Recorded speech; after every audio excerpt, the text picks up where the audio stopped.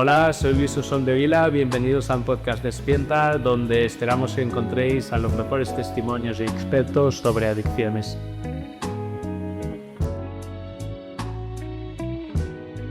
Bueno, bienvenidos al podcast Despierta. Hoy tenemos como invitada a Marta Molina, que nos hace mucha ilusión porque se recuperó con nosotros hace unos 9 años.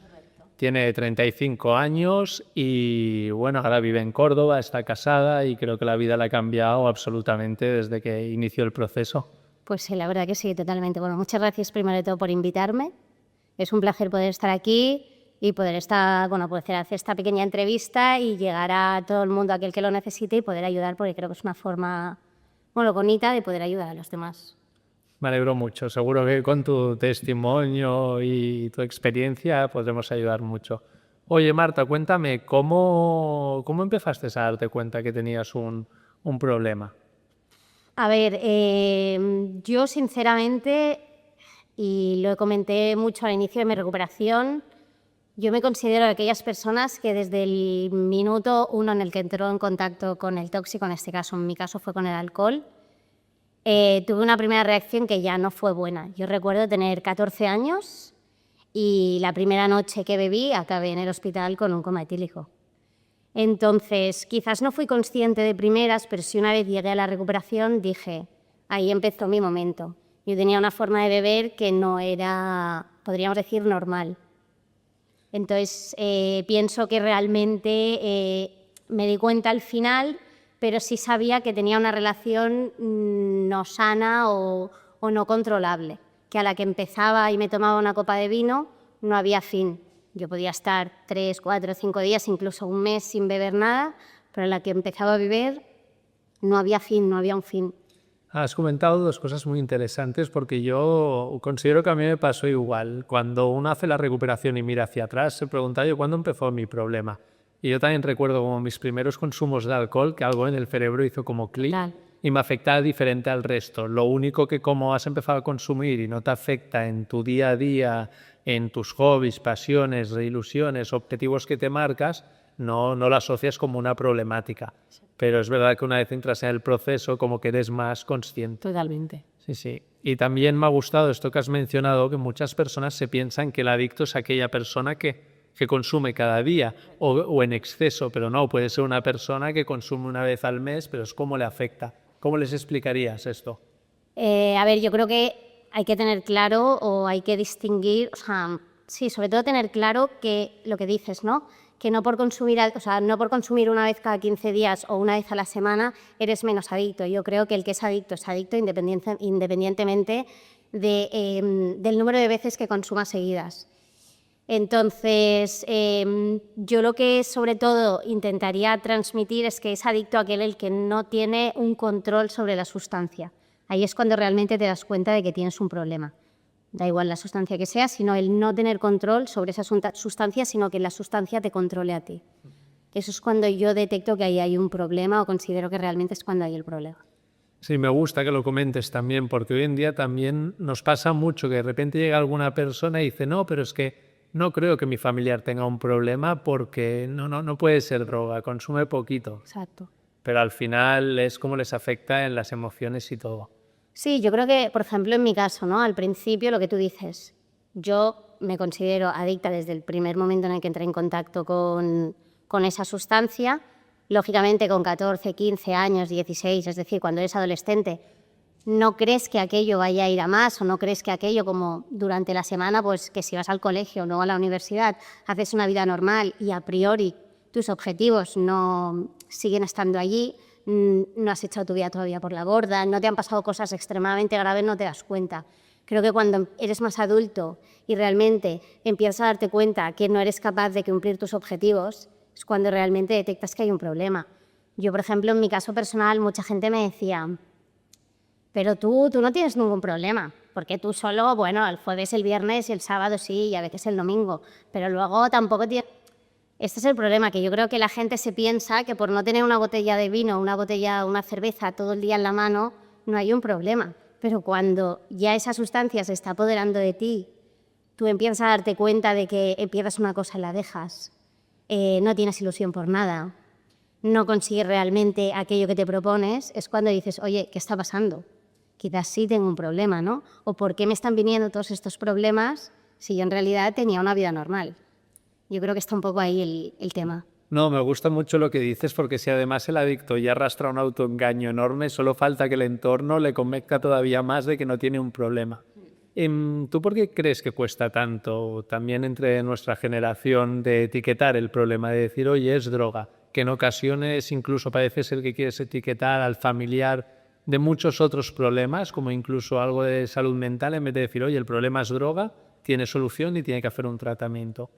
Yo creo principalmente es un tema social, como que el pensar que una persona pueda ser adicto, pueda tener un problema con las drogas, creo que a la gente le asusta y lo ve como algo horroroso o algo de lo que no se puede salir. Y también creo que en parte es por desconocimiento, ¿no? Entonces creo que principalmente es por eso, por una causa social y luego, no sé, sobre todo, por ejemplo, no con otras drogas, pero creo que con el tema del alcohol, como está socialmente aceptado y lo vemos a diario, incluso aquí en España hay cosas que incluso se llegan a cocinar con alcohol, es como que ni siquiera lo etiquetamos de droga. Entonces creo que un poquito va por ahí. A mí lo que me molesta mucho de este tema es que que es así, pero que se define esta enfermedad como crónica. Y que todo el mundo dice que como que la recaída es muy fácil, muy sencilla llegar a ella. Y yo estoy totalmente en desacuerdo, porque pienso que si haces un buen tratamiento como el que has hecho tú o hecho yo en su momento y tienes unos pilares fuertes, nunca vuelves atrás para consumir. Pero la gente siempre dice, no, pero la recaída es crónico y la sociedad creo que también en esto está confundida.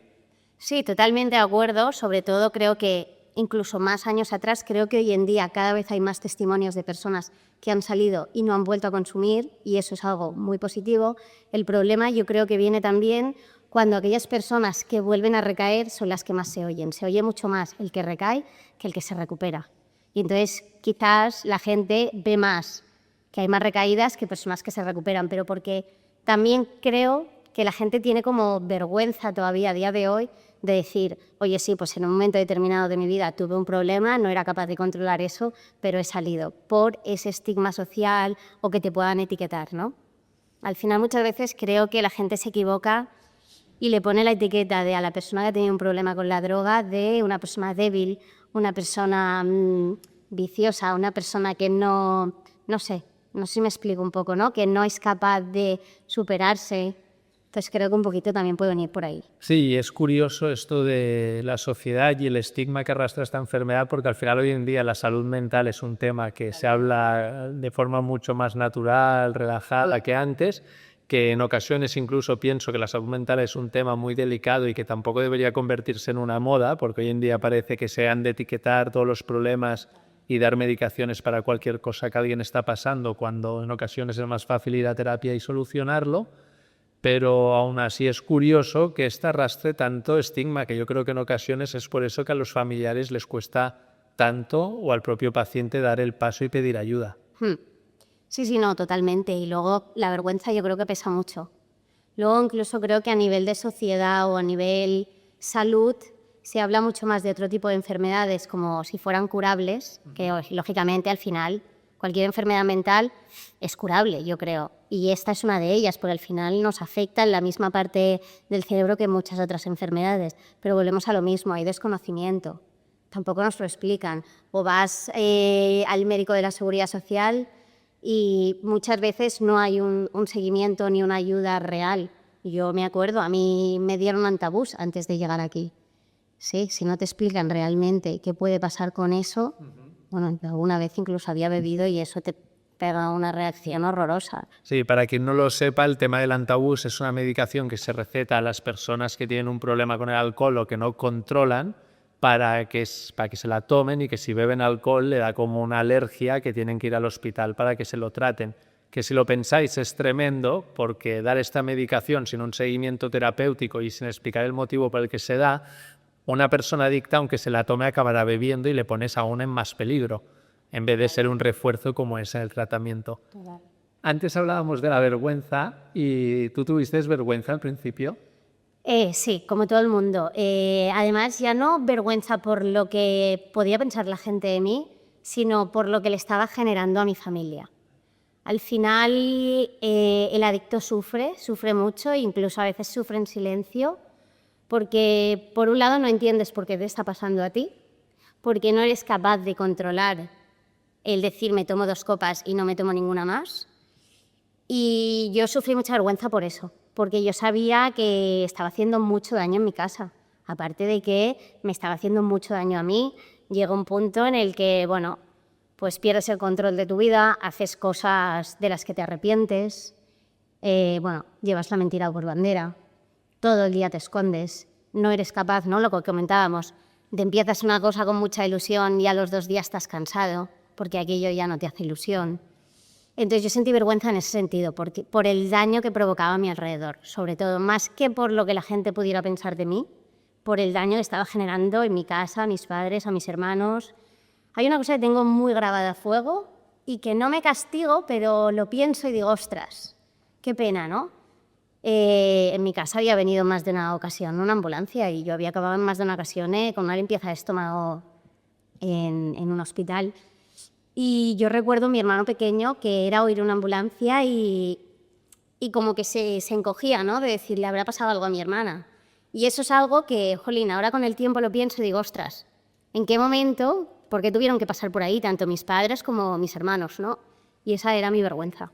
Sí, bueno, te vienen estos recuerdos, se te pone la piel de gallina, Sí, pero totalmente. también te reafirma por lo que hiciste y lo bien que te has puesto. Por supuesto. Yo al final pienso que las personas que hemos pasado por esto, oye, teníamos que pasar, ha sucedido y lo importante es darle la vuelta y ponernos bien. No, total. Yo, sinceramente, agradezco haber pasado por allí para después haber pasado por la recuperación. Siempre lo he dicho, desde que me empecé a recuperar, ahora hace 9 años, hizo el 8 de mayo, y yo lo digo, para mí es el mejor regalo que me han podido hacer mis padres, o sea, el mejor. Pienso que el que te den la oportunidad de decir, en mi casa te quiero, pero te quiero bien y te quiero recuperada, ya no simplemente por ellos, sino por mí, ¿no? Por darme esa oportunidad de decir, te mereces ser feliz, porque al final, aunque el adicto no lo diga, el adicto se convierte en una persona totalmente infeliz, una persona gris, sin ilusión, sin ganas de hacer nada. Yo antes de llegar a Despierta estuve ingresada por una sobredosis porque yo realmente lo que quería era quitarme de en medio. Decir, bueno, pues un problema menos para mi familia y un problema menos para mí. ¿Por qué? Porque al principio no ves esa luz al final del túnel, pero realmente cuando llegas aquí y empiezas a hacer las cosas como te mandan, que simplemente es obedecer y seguir una serie de pautas, al final hay luz al final del túnel y hay felicidad. Yo siempre lo digo, yo soy feliz, plenamente feliz, y eso es al final, digo, pues me ha valido la pena pasar algo duro para convertirme en la persona que soy ahora, para perseguir mis sueños, para tener una relación como la que tengo ahora con mi familia, para darme cuenta de aquellas personas las que están a mi alrededor es porque realmente me quieren, no por un interés, porque esta es otra. Muchas veces los adictos nos relacionamos entre nosotros por un interés de consumo, por norma general, porque nos interesa. Yo te doy, tú me das, ¿no? Ese toma y da. Sí, totalmente. Cuando está el consumo por en medio, como dices, las relaciones se vuelven muy turbias y normalmente hay la droga por en medio, por eso, porque das o porque recibes. Y incluso tu personalidad cambia un poco y la verdadera no acaba de aparecer porque la droga la nubla. Pero bueno, es que todo lo que cuentas es muy interesante y creo que a la gente que nos escuche le encantará.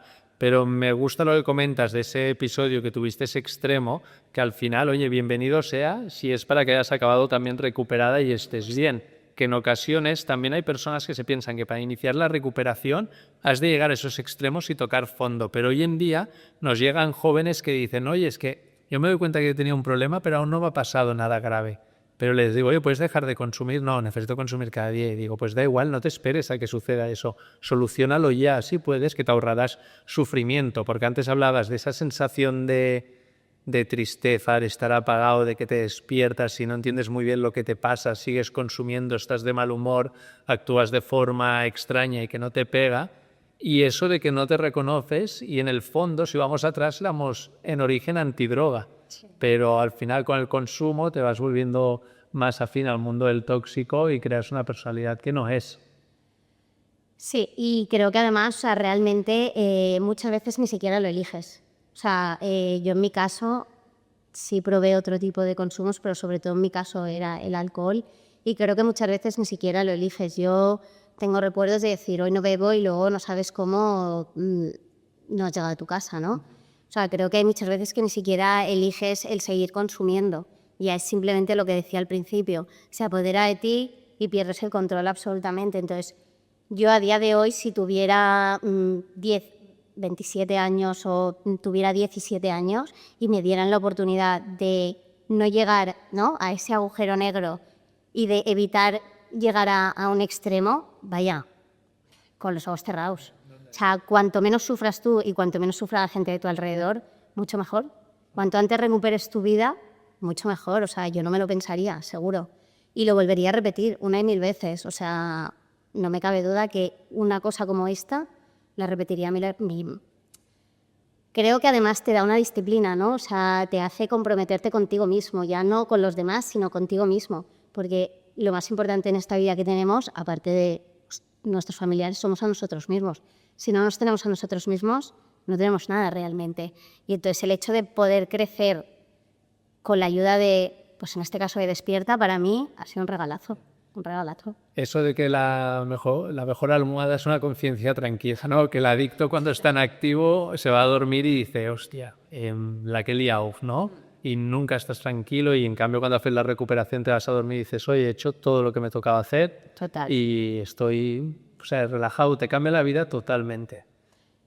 Es que es esto, irte a dormir con la conciencia tranquila, irte a dormir sabiendo que mañana te vas a levantar en tu cama, que mañana no te van a llamar o no van a llamar a tus padres, oye tal, o sea, irte a dormir con esa tranquilidad de que cumples con tu trabajo, de que cumples con tus obligaciones, de que no tienes deudas, de que no sé, de que está todo en orden. Eso, paz mental absoluta. ¿Qué es lo que, porque uno cuando entra una primera vez en una sala de terapia, entra que lo que tú dices es el efecto embudo, que dices, hostias, que es la única opción que me queda, la familia está apretando por aquí y la única salida para estar bien es el tratamiento que prácticamente me están obligando, pero es como un acto de fe. ¿Qué es lo que te hizo mantenerte agarrada a él y continuar con el proceso? Yo recuerdo como si fuera ayer mi primer día que entré en Despierta. Es que lo recuerdo perfecto. Iba acompañada de mi madre y de mi tía. Y aparte, no paraba de moverme, yo inquieta. Y decía, bueno, ¿dónde me han traído, no? Primero me dijeron que iba a hablar con una amiga de mi madre que me iba a explicar algo. Y ya me sentaron allí y, bueno, me empezaron a contar. Y al final, creo que una de las cosas me costó mucho, todo tengo que decirlo, porque rendirte y decir, dejo todo mi ser en tus manos y me voy a fiar al 100% de lo que me digas, también es difícil, sobre todo cuando vienes, bueno, pues de arrastrando muchas cosas. Bueno, es que verdad que te parece que se requiere de mucha humildad para salir de esto. Tú lo has dicho, oye, haced conmigo lo que queráis. Totalmente. Que una de las cosas fue, no pienses, haz lo que pone en el papel, ¿no? O sea, el decir, qué chorrada, ¿no? Porque al final, durante el día, a lo largo de tu día, cuando te vas a dormir, has tomado muchas decisiones. Decisiones importantes y decisiones pues muy absurdas, ¿no? Como de compro esta barra de pan o compro la otra. Pero luego hay decisiones muy importantes. Y el hecho de decir,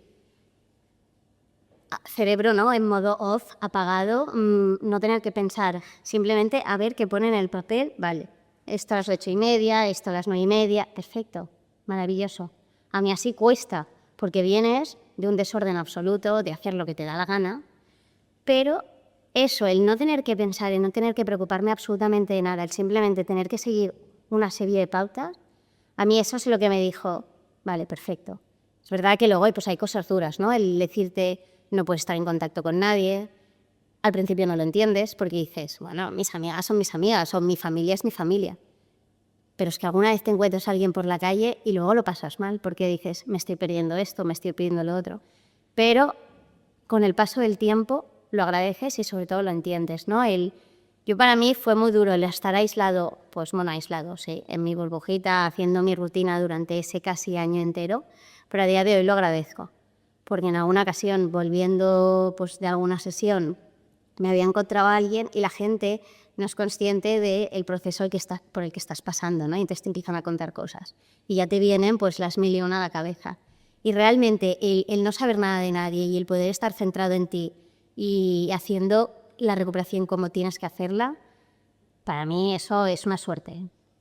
A mí, yo al final siempre comparo un poco, abreviando todo lo que significa el tratamiento, es un poco como el ave fénix, ¿no? Tú llegas, mueres y renaces de tus propias cenizas, mucho más fuerte, brillante y ojalá joven, pero no es el caso, pero sí con mucha más energía. Estaría bien, estaría bien. Pero me ha gustado mucho esto que has dicho, que durante un tiempo, claro, tienes que hacer ciertas renuncias, por no decir muchas, para protegerte y centrarte en ti, básicamente. Y una de las más sonadas es que durante un tiempo no puedes tener contacto con tu entorno, digamos, amistades o cierta familia, pero nada, no para señalarlos, sino porque tú te tienes que centrar en ti y es la única manera. Y es lo que has dicho, que si ves a alguien joven con el que has consumido o que es muy amigo, pero tiene su vida y está libre, a ti te remueve por dentro emociones. Y un adicto lo que se tiene que trabajar en la recuperación son las emociones. Total.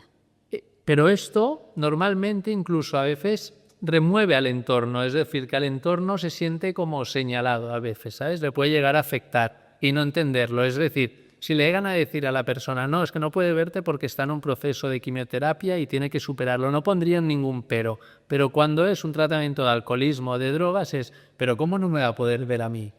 Bueno, yo creo que porque, o sea, estoy totalmente de acuerdo contigo y de hecho es un tema que yo, por ejemplo, lo he vivido mucho, no en lo que es mi núcleo cerrado de familia, pero sí quizás con primos más de mi edad, ¿no? O sea, creo que a la gente le cuesta entender que durante cierto tiempo, al inicio de tu recuperación, necesitas ese aislamiento.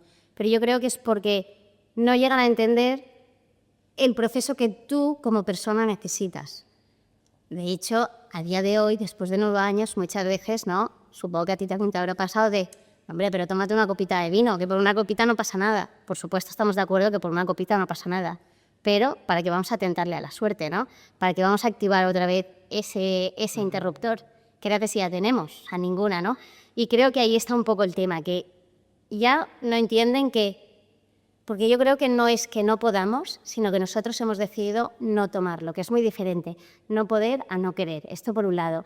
Y luego, el tema del aislamiento, la gente no entiende que realmente necesitamos estar planos, no necesitamos sentir ningún tipo de emoción, ni para bien ni para mal, o sea, ni positiva ni negativa, porque al final eso, un adicto, y cualquier adicto que nos esté escuchando lo entenderá, y es que tanto para las cosas buenas como para las cosas malas siempre consumíamos. Si ahora tú te encuentras una persona y hay que ilusión verte, tal, es como, venga, fiesta, voy a celebrarlo, ¿no? Para cosas malas sería lo mismo, ay, pues voy a ahogar mis penas. Entonces creo que la gente que no pasa por un proceso como el que hemos pasado nosotros no llega a entender que nosotros necesitamos estar lo más planitos posible. Entonces creo que va un poco por ahí. Ostras, cada vez que hablas me abres muchos cajones y me tengo que acordar de lo que hay que comentar, pero me ha gustado también lo que dices de las emociones, que hay que estar plano, porque al final un adicto cuando consume lo que hace es esconder esas emociones que luego con el tratamiento tiene que tratarlas. Por eso en ocasiones llegan pacientes que lloran todo el día o pacientes que ni sienten ni padecen. Pero también el hecho que es curioso, que da igual los años que lleves en recuperación, que la sociedad, aunque sepan el proceso que has pasado, aún te preguntan, oye, pero ya puedes beber una copa de vino, ya puedes beber una cerveza, oye, tómate una caña. Y cuando estás al principio del tratamiento te mosquea eso. Sí, un poco. Porque incluso en una comida 20 personas, hombre, pero brinda, bebe, y tú ya está el pesado de narices diciéndolo, que además lo sabe. Pero bueno, cuando llevas mucho tiempo recuperado te da igual porque lo has convertido en una elección. Así que como al principio del tratamiento yo me decía a mí mismo, lo que tú has dicho, no puedo tomar. No puedo tomar, no puedo tomar, no puedo tomar. Tío, pues si tomas te vas a ir a la misma locura que antes. Y de repente vas avanzando en tu vida con el proceso, haces el clic y se convierte en un no quiero tomar, es una decisión mía. A mí me lo preguntaban hace no mucho, ¿no? Bueno, pero tú, ¿por qué no bebes? Y yo contesté, pero además muy tranquilamente, porque no quiero. No es que no pueda, nadie me lo impide, nadie me ha dicho, no, a partir de ahora tú no puedes porque... No, no quiero. ¿Qué necesidad tengo? Ya sé lo que soy yo bebiendo y también sé, porque he descubierto en estos 9 años, quién es Marta sin beber.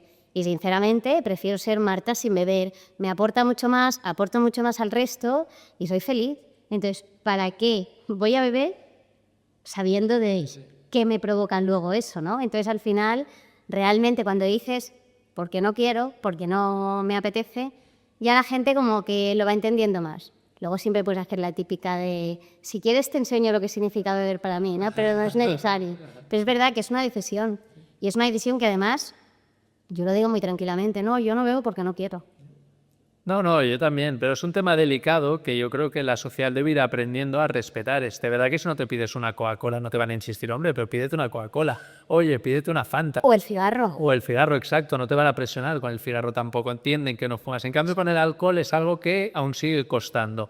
Pero al final es eso que tampoco entienden. Yo nunca me lo he pasado tan bien como una vez recuperado cuando he ido a fiestas, bodas, en lo que sea una barbacoa con amigos. Disfruto, porque para mí los últimos años de consumo, este tipo de eventos eran una tortura. Era siempre pensar, maquinar en el consumo y luego hacerlo y el remordimiento del día siguiente. En cambio, ahora estoy liberado de todo eso y nunca me lo he pasado tan bien. Además, tú lo has dicho muy bien, a las personas que no han pasado por este proceso, cuando te animan a la botella, es que a ti y a mí nos quiten lo bailado. Así. Y a mí una vez un compañero me dice, mira, tú eres como Bélix. Tú eres como Bélix, te caíste en la poción mágica, tío, y no puedes volver a tomar. Y me hizo reflexionar y dije, es verdad, yo ya me he tomado todo lo que tenía que Totalmente. tomar. No me sienta bien, no tengo necesidad de más. A mí lo que me ha sucedido en los últimos años, yo había dejado de pensar en mi tratamiento hace mucho tiempo, pero desde que he sido padre por primera vez, he vuelto a pensar mucho en suerte que hice esto, porque no sé, estoy con mis hijas y estoy presente y me acuerdo de que si me llega a pillar con el consumo, mis hijas pasarían a un segundo plano. Ahora hay personas que nos pueden estar escuchando y decir, qué exagerado, ¿cómo va a pasar una hija en segundo plano? Pero esto con el consumo pasa, pero el consumo acaba convirtiéndose en la prioridad. Sí, puede ser con una hija o yo, por ejemplo, ahora de igual con mi sobrina, ¿no? Lo que tú dices. Yo tengo una sobrina también y pienso que ya la veo poco porque no vivo aquí, pues imagínate si encima estuviese todavía con el consumo, probablemente no podría disfrutar. Pero ya no solo con los hijos, sino en general con la vida. O sea, todo pasa a un segundo plano. Porque tu vida, bueno, pues no le das esa importancia. Tú vives por y para eso y realmente sí, es así. Y bueno, Marta, tú estás casada. Yo supongo que hubo un momento que tuviste que hablarlo con tu pareja.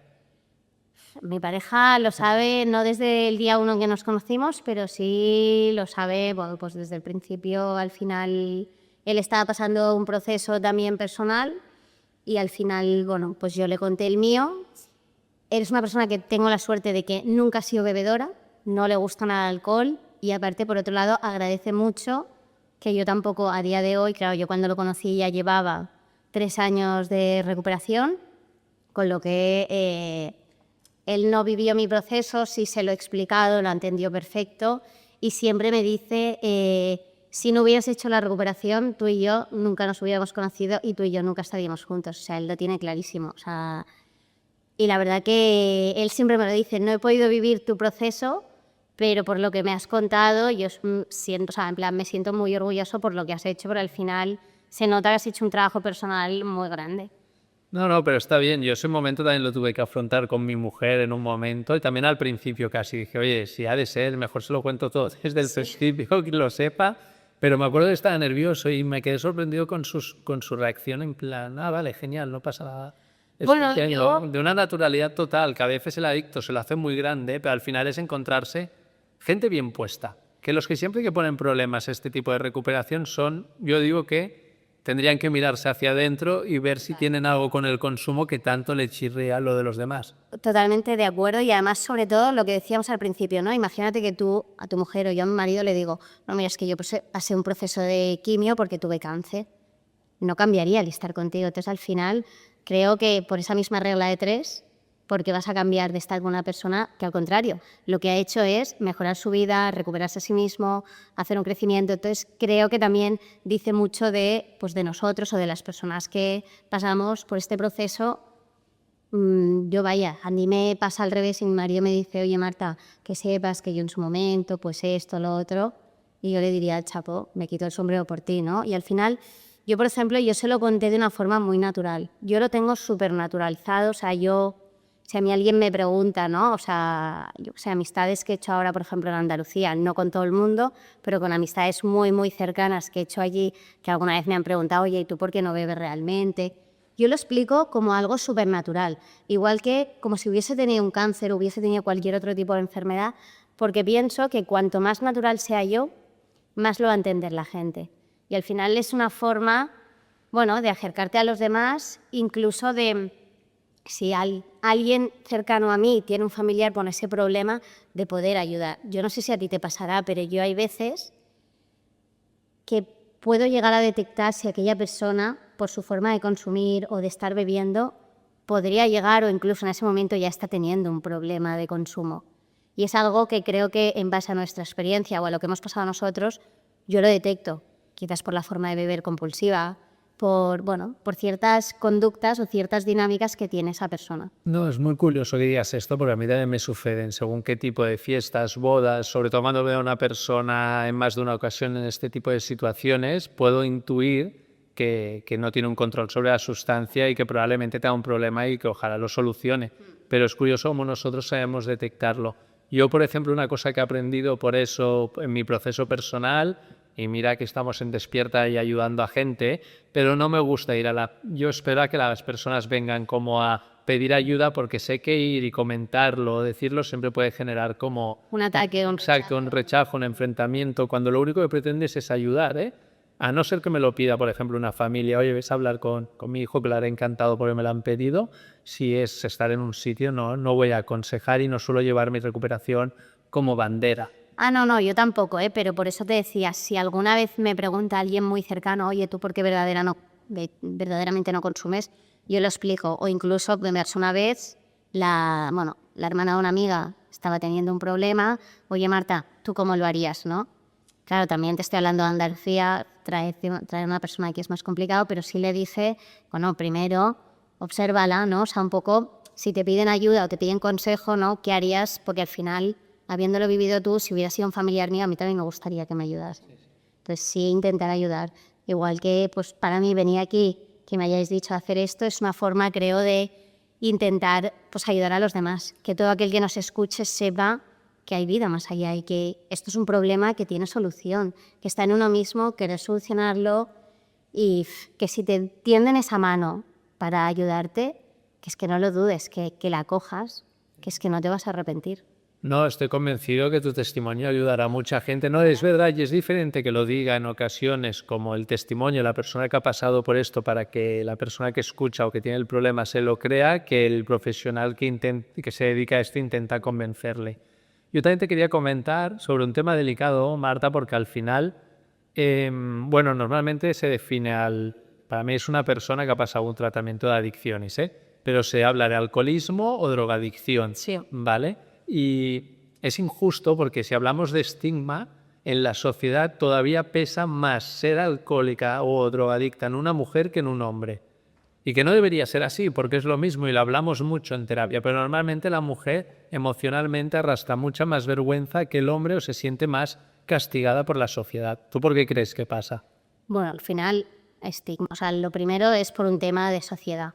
Creo incluso lo arrastramos de años muy, muy atrás. Al final, antiguamente la mujer salía poco, bebía menos. Entonces, que ahora una mujer que en teoría es madre, que tiene que llevar su casa o tener su casa perfecta, que una mujer sea bebedora, sea adicta, sí está peor visto. Pero si lo extrapolamos, por ejemplo, al tema de, pues el sexo pasa lo mismo, ¿no? Una mujer, o sea, un hombre que se acuesta con cualquiera parece que sea un campeón, ¿no? Una mujer que hace lo mismo, pero al revés con los hombres, también la tachan. Al final creo que es un tema no de clasismo, pero sí de sociedad, ¿no? Que es como que el hombre puede hacerlo todo, o en este sentido no se le va a tachar de alcohólico como tal, pero a la mujer sí, se la castiga más. Yo lo noto, pero bueno, pienso que al final es un tema que a lo largo, o sea, que con el paso de los tiempos se irá quitando ese estigma y ese señalamiento tan bestia a la mujer. Al final somos seres humanos, igual que te afecta a ti el alcoholismo, me puede afectar a mí. Entonces, bueno, creo que con el paso de los años no se tachará tanto a la mujer en este sentido. Y después hay un tema que a mí hoy en día los podcasts y todo esto también de adicciones se pueden ver en redes sociales, escuchar, y hay una cosa que a mí personalmente me horroriza y es que cuando se habla y de la experiencia o un testimonio se va a regodearse mucho en el morbo, en plan, oye, que consumías, que te sucedía, que te pasa sobre las miserias, ¿sabes? Sobre los últimos años de consumo, que todos sabemos que son tan oscuros y tan duros, que eso siempre vende en los medios de comunicación y cualquier plataforma, Pero nosotros procuramos alejarnos de esto y enseñar la otra cara, que sería la ilusión, la transformación, los cambios, los procesos. Y a mí me gustaría que hablaras un poco al público de esto, de las cosas buenas que te han sucedido. Vale, que sabemos todos que venimos nosotros del infierno, de pasarlo fatal, y que ha habido cosas que, en el fondo, gracias a esas, nos ponemos bien. Pero no me gusta regodearme en la porquería, sino en el proceso bonito de recuperarse. Sí, totalmente. De hecho, creo que las fotos feas, por llamarlo así, o las cosas, el agujero ese negro, ya tienes tu momento durante la recuperación, sobre todo durante el primer año, para sacarlas. En una situación como la que estamos ahora, lo bonito es poder explicar, no en qué consiste como tal, porque creo que también cada uno lo tiene que descubrir, porque no es que es el mismo tratamiento para uno, pero cada uno lo vive diferente, ¿no? Me ha encantado lo de cada uno lo tiene que descubrir. Claro, al final tú descubres, o sea, probablemente nuestras pautas fueran las mismas, pero tú tuviste un camino, yo tuve otro y cada persona tiene un camino. Entonces, creo que lo bonito de la recuperación es irte redescubriendo a ti mismo, ir creciendo contigo mismo y que cada día es un día nuevo, ¿no? O sea, cada día es una oportunidad nueva. Que al final el tratamiento sí es duro, porque lo que decía al principio, pasas de desorden, pasas de la anarquía absoluta a un orden brutal, o sea, extremo. ¿Para qué? Para que al final llegues a un punto medio, a un punto central. Y para mí la recuperación es gratificante, yo la definiría como gratificante, porque al final toda esa, ¿cómo te diría?, ¿no? Esa humildad, esa rendición, el rendirte, decir, yo voy a hacer lo que ponga aquí en el papel, lo que me haya dicho la terapeuta, todo eso a lo largo es muy gratificante, porque también te da mucha responsabilidad, te da un compromiso contigo mismo y con las terapeutas, incluso con tu grupo, ¿no? De estoy cumpliendo. Y eso es bonito también, el compartir con los demás, el saber que tienes cantidad de gente a tu alrededor que está pasando por lo mismo y que te apoya, el hacer equipo. Yo tuve un grupo buenísimo, jugábamos a pádel, hacíamos excursiones, tenías un mal día, podías llamar a un veterano, que para quien no lo sepa son personas que llevan más tiempo, que nos ayudan sobre todo durante el día, pues que te venga algo feo a la cabeza, que estás haciendo una actividad y por muy tonta que sea aquella actividad te bloquea, pues el poder tener una persona a la que llamar y te diga, Marta, no pasa nada, continúa, tómate tu vasito de agua con azúcar, que luego podemos explicar también para qué sirve, ¿no? Para mí es que yo lo definiría como gratificante, la recuperación, esa cohesión con el grupo, el saber que te están escuchando, que no te van a juzgar por lo que estás contando, eso para mí es maravilloso. Y sobre todo el salir de allí diciendo, he vaciado esa mochila que tanto me pesaba y ahora ya estoy cogiendo mi camino para donde quiera ir, ¿no? Para aquello que quiero conseguir. Entonces, la recuperación para mí es algo bonito, dentro de su parte dura, de que al principio cuesta mucho entrar en rutina. Si te rindes al principio, ya luego no es un camino de rosas, porque te vas a encontrar pequeños muritos que vas a tener que ir, no esquivando, pero sí enfrentándote a ellos, pero luego es bonito. Yo lo recuerdo como una época de mi vida, pues, agradecida. No, me gusta mucho lo que dices, además lo siento igual, ¿eh? También te quería comentar, por ejemplo, que hoy en día parece ser que la sociedad, a la gente joven especialmente, o casi a todo el mundo, hay que darle libertad para que sea feliz, que para ser feliz hay que ser libertad, conseguir cosas, más cosas, más Voy a cosas. interrumpir, creo que muchas veces la gente confunde la libertad con el libertinaje. Y hoy en día se está confundiendo mucho, creo. Pues en la recuperación te hacen leer un libro que es El hombre en busca de sentido, de Viktor Frankl, y hay un capítulo en el que habla que en Estados Unidos, por ejemplo, en la costa este está la Estatua de la Libertad, pero que tendría que ser obligatorio en la costa oeste poner la Estatua de la Responsabilidad.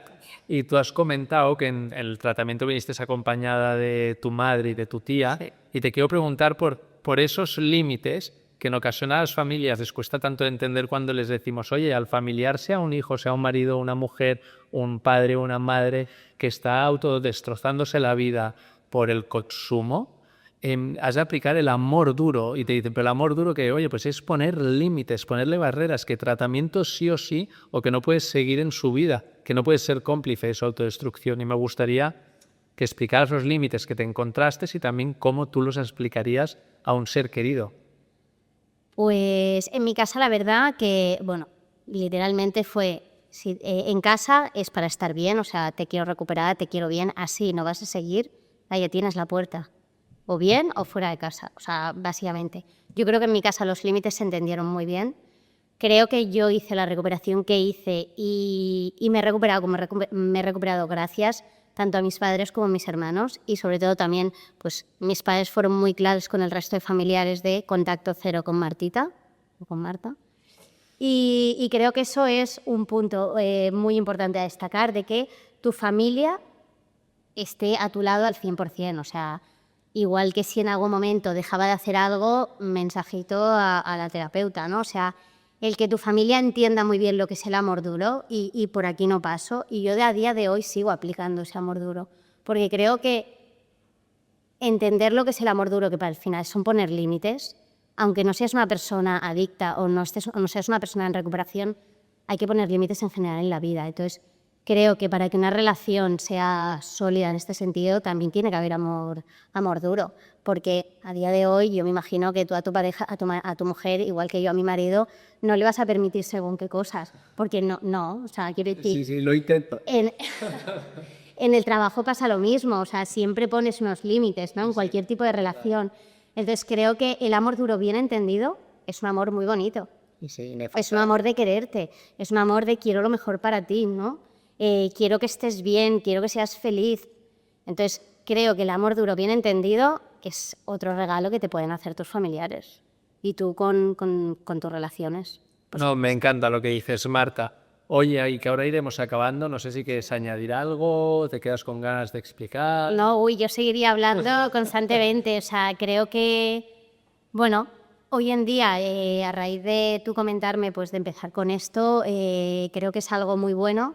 Creo que cada vez más se está visualizando más y creo que poquito a poco, gracias a este tipo de, bueno, pues de entrevistas, de información que podamos aportar, la gente va quitando, ¿no?, ese tabú como es el alcoholismo o el tema de la drogadicción, porque al final no quita que es una enfermedad más, que no hay que tachar a la gente porque tenga un problema, porque tampoco ha elegido tener esa enfermedad. Pero esto es algo muy importante, ¿no? Porque muchas veces te dicen es que tú eres alcohólico o tú eres drogadicto porque tú quieres. No te equivoques.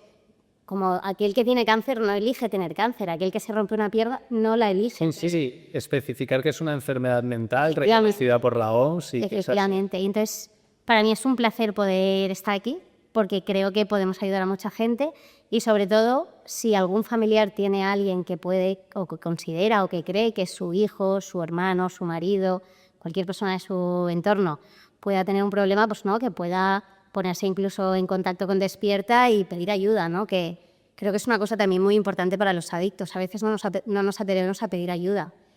Y yo siempre digo que mi forma de pedir ayuda antes de entrar aquí fue esa sobredosis de pastilla, decir, no puedo más. ¿No? Es como mi última llamada de atención de decir, sálvame, ayúdame. A veces cuesta verbalizarlo con la palabra y lo llevas a través de una acción, ¿no? Y eso fue. Está muy bien que comentes esto, porque muchos pacientes y muchos adictos que empiezan la recuperación dicen, no, si es que yo al final consumía ya en casa para que entrase alguien por la puerta y me encontrase consumiendo, porque no me atrevía a verbalizar el problema. Es una vergüenza también, al final es, ¿cómo le digo yo? O por el miedo de vivir sin consumo también. También, sí, también. O sea, yo creo que es un poco todo, ¿no? Pero siempre digo que pedir ayuda es de valientes, y más cuando se trata de la vida de uno mismo. Qué mejor que recuperar la vida de uno mismo y poder ser feliz tú con la gente que te rodea. Así que esto es todo. No, eres nuestro testimonio primero, episodio 1, pero tendrás que volver, Marta, porque ha sido un placer. Y también déjame decir que sé que estás en el proceso para ser Mosso d'Esquadra y que tengo ganas de que lo termines para tener a la mejor Mosso d'Esquadra de todo el cuerpo y poder siempre levantar el teléfono para pedirte ayuda, que sea un placer. Lo que haga falta. Muchísimas gracias por todo. Mil gracias, que a veces sé que no es fácil venir a hablar de esto y tú lo haces con mucha naturalidad y es un gustazo. Yo lo hago muy feliz, de verdad, o sea, con mucha ilusión. Venga, dame un abrazo. Gracias, Marta. No, a vosotros.